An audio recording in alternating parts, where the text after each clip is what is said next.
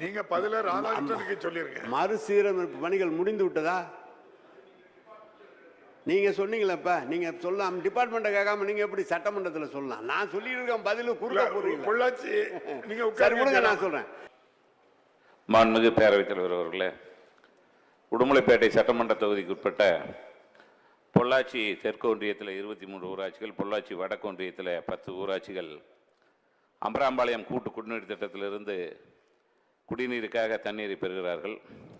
அந்த கூட்டு குடிநீர் திட்டத்தில் பராமரிப்பு பணிகள் சரிவர வராத காரணத்தினால கடந்த 2-3 மாதங்களாக 15 நாட்களுக்கு ஒரு முறை தான் தண்ணீர் வருகிறது.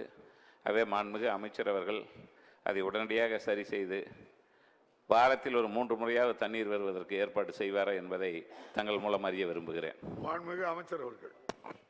மாண்புமிகு பேரவைத் தலைவர்களே, ஆமராமரம் கூட்டு குடிநீர் திட்டம் துவங்கப்பட்டு அதெல்லாம் அந்த காலத்தில் போடப்பட்ட பைப்புகள் எல்லாம் சிமெண்ட் பைப்பு போட்டாங்க.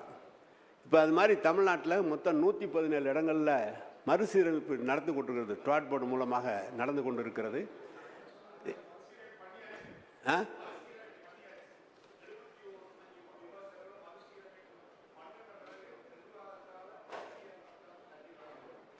நீங்க பதில ராதாகிருஷ்ணனுக்கு சொல்லிருங்க. மறுசீரமைப்பு பணிகள் முடிந்து விட்டதா?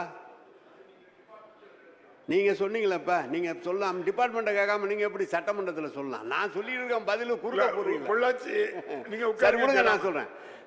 ராதாகிருஷ்ணன் பதில் அமைச்சர். நீங்க மாண்பு உறுப்பினர் ராதாகிருஷ்ணன் சொன்னதை இப்போது மாண்பு உறுப்பினர் ஜெயராமன் அவர்கள் சொன்னது முடிந்திருந்தால் என்ன காரணத்தினால் தண்ணீர் சரியாக வரவில்லை என்று கேட்டறிந்து அதிகாரிகள் மூலம் உரிய நடவடிக்கை எடுக்கிறேன். விரைவில் தண்ணீர் வாரத்திற்கு ஒரு முறையாவது கொடுப்பதற்குரிய நடவடிக்கை எடுக்கப்படும்.